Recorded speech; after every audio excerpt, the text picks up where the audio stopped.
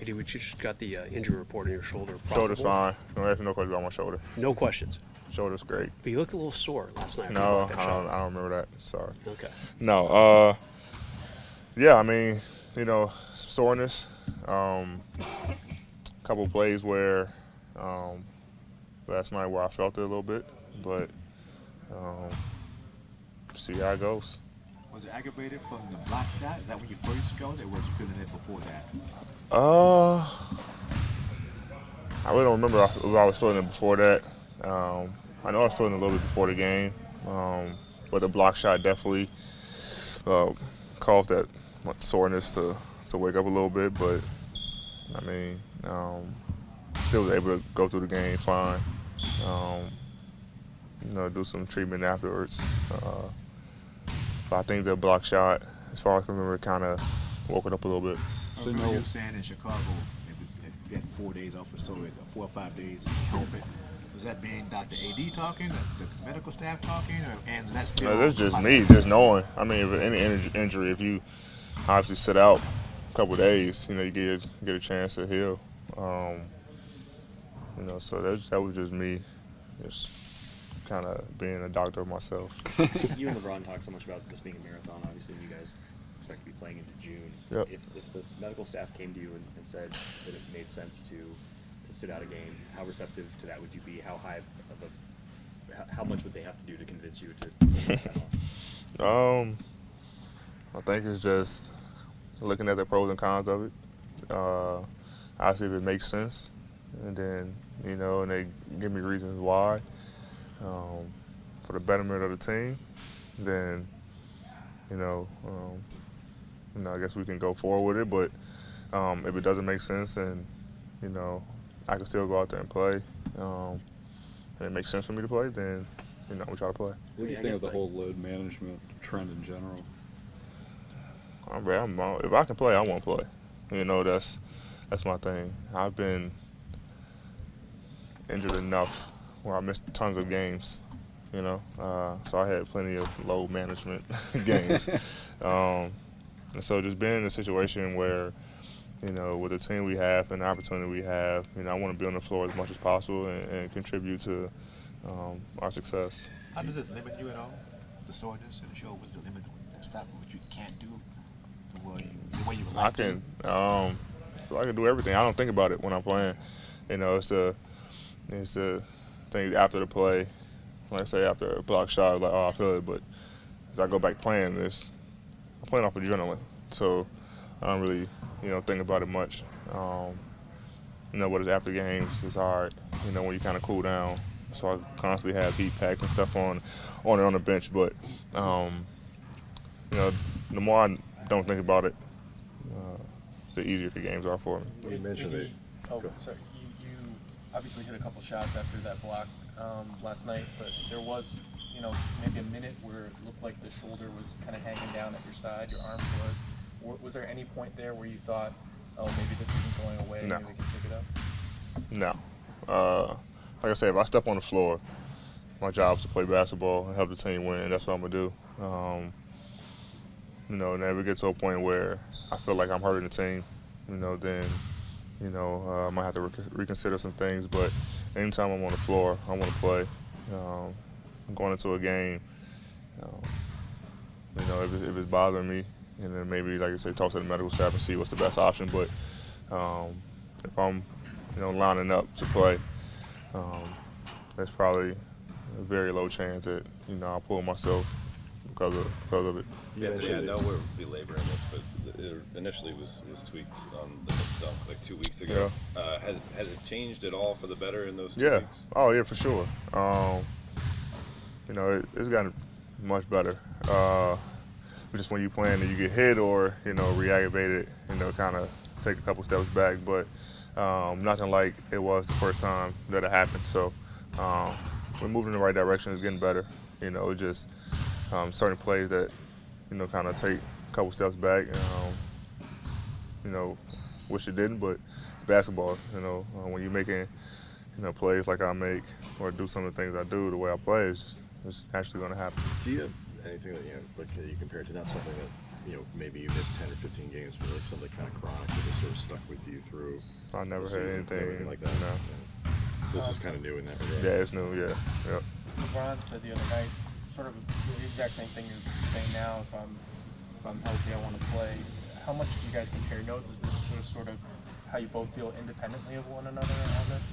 I never talked to him about anything. I mean, we know what our goal is. We know what we want to do as a team, and like I say, in order to do that, we need everyone healthy and be on the floor. Now, obviously, there's going to be games where stuff happens or injuries where we can't control. It's going to cause guys to miss games, but for the most part, we want to play every game. Last two questions, To your please. point about playing through adrenaline, were there any turning points in your career of mastering the art of playing through pain and all that? When y'all write about me every day and all my injuries. Nah, I mean, it's basketball. Like, for me, it's just, not being able to play much last year, in the second half of the year. It's tough sitting out of games, just not being able to do anything, not be able to play the sport that you like, well, that you love. So for me, anytime, I get a chance to play, I want to play just because I missed so much time last year. And same way for Brian. I mean, he haven't missed the playoffs in a while. So to sit home in April, and do all this stuff, able to film movies that he probably wouldn't film, it was new for him. So maybe that's where it comes from. To go back to your question, maybe that's where it comes from, where we just want to play as much as possible because we miss so much time. To be sure, it is your goal to play tomorrow night. Yeah. That's your goal. Yes. I mean, but at the end of the day, we got to see how it feels. Feels good right now, but we're going in with the mindset that we go through shoot around, see how it feels throughout the course of the day, tomorrow, and shoot before the game. Frank didn't tell you it was just basically three-man, dummy-o, and shooting. Okay, so not a lot of activity. No, not a lot. Do you think you could play tomorrow? Do I think so? In my mind, I think so. What does your body say? I just got to listen to it when I get up in the morning and see how I feel. Rajon, you've been listed as day-to-day for a couple weeks now. Is this in a lot longer than you initially thought of the process? It has, but they kind of compared it to KD's calf strain, and once they said that, I kind of backed up as far as wanting to play right away. So I took a little bit more time off and trying to listen to my body day to day. Do you think there's a point earlier in your career when you would have tried to push through it? Early in my career, I probably wouldn't be going through it. Wouldn't that hurt? Yeah, I mean, 23 versus 33 is a big difference. How much does it matter that you guys are 7-2? You have a little bit of so have to rush back. It's not necessarily about our record. This is about, like I said, my comfort is wanting to come back and not, come back for 2 games and out 2 games, just a consistent flow and get back in the rhythm with my guys and my teammates. How much has the dynamic of who makes the decision of whether or not a player coming off of an injury plays changed over the course of your career? 10 years ago, did the player have more say of, I'm going to push through this and I can play? Or is it? I think it's always been the same for me. I think each individual is different, obviously, depending on the type of injury. But like I said, this is the lower extremity, something you kind of don't want to mess around with, and it can lead to other things. So I'm trying to be smart, be conscious of what they're telling me. Been a little stubborn, but at the same time, we're both on the same page as far as where I need to be and when I need to return. Is conditioning a step of it, or is there still soreness in it? I'm just waking up a couple days consistently without feeling any soreness. Because conditioning is not going to be there regardless of when I come back or how many practices we have. But with our schedule, you all know we don't practice much, nowadays anyway. So it'll be my condition will be in the game. It's probably, I think it's been a month since I played basketball, so I'll be fine. When did the KD revelation happen? Was that early on in the rehab process? Maybe like 13 days ago. What time did It was around like 1:39 p.m. After that MRI that you had? Which one? Oh, how many MRIs have you had? Like three and a possible. They got this new thing on the device, like ultrasound. You can see it on your phone, but that's another story. So I've had about 6 of them, and they've all telling me the same thing, but it's getting better each day. And you monitor that soreness. Is it an issue more of pain tolerance and discomfort, or concern about recurrence and it getting worse? Recurrence and getting worse. Like I said, the main focus is kind of when I get up in the morning. It's kind of achy when I get out of bed, and once that continues to kind of fade away and less timid, then I'll be fine. At one point you had, we saw you with some of the very lower part of the calf. thinking when the Achilles potentially became involved? Achilles was the first initial problem. You know, I rest for a while, then it kind of moved to my calf, and that's when they told me about the KD mild calf strain. So I kind of backed off after that. So you're somebody that obviously has been through the flow of an entire season, championship season, things like that. So there's a stretch you guys are going to go through where you play 10 teams, most of which are projected to be out of the playoffs. How important is it to beat up on quote unquote weaker teams as you move through this, to give yourself flexibility to let guys rest or whatever it might be?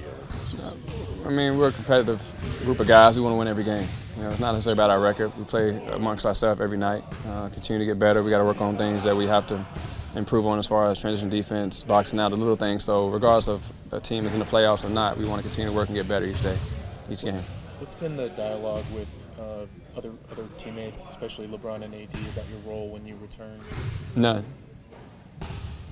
You haven't talked to them about how you kind of see yourself putting on the court? Or? No. A lot of the guys have talked about how so far the defense has outpaced the offense in terms of efficiency. From a player standpoint, just psychologically, how important is it to get that offense equal to the defense, just so it feels like there's always that payoff for the defense that you're playing because there's so much effort? Well, the way we won our last, 7 out of 8 games has been defense, so I'm not too concerned about our offense. As long as the defense is ahead of us, our offense, then I think we'll be fine. Obviously, defense wins championships, and like I said, to test the last couple of games, we've won off our defense, so I'll take it. How have you been impacting the game outside of just being on the sideline? Have you been talking to other guards? I talk to every teammate of mine if they ask questions, and if I have my input, I'll